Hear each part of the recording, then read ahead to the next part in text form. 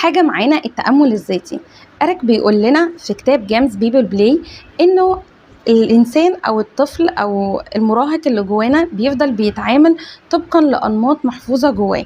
علشان نقدر نحفظ الأنماط دي محتاجين إن احنا نقعد مع نفسنا كل يوم 5 دقايق نشوف احنا حسينا النهاردة بالتهديد أو بالمضايقة دي ليه. هتقولي أقعد 5 دقايق مع نفسي كل يوم؟ ما هو حضرتك لو بتصاحب حد جديد كده كده صاحبك أو صاحبتك اللي انتي بتصاحبيهم جداد بتديهم وقت وبتبتدوا تحكوا على التليفون وبتبتدوا تعملوا اكتيفيتيز مشتركة. ولو انت داخل في قصة ارتباط أو انتي داخلة في قصة ارتباط بتدي وقت للشخص او للبنوته اللي في حياتك. طيب فما بالك بقى انت داخل تفهم نفسك، مستكتر انك تدي لنفسك كل يوم 5 دقايق علشان تفهم انت اتصرفت كده ليه وحسيت بايه النهارده. إريك بيقول لنا انه خاصية التأمل الذاتي دي عاملة زي زرار إعادة الضبط. يعني من الآخر هتقفش نفسك في اللحظات دي، انت حسيت بكده ليه؟ وده كان مشابه لإيه زمان؟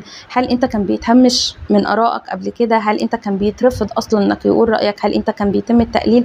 طالع من فترة المراهقة بإحساس بقلة الثقة بالنفس وقلة الثقة بالذات والهوية، فطول الوقت انت بتحاول انك تدافع عن نفسك علشان المشاعر دي.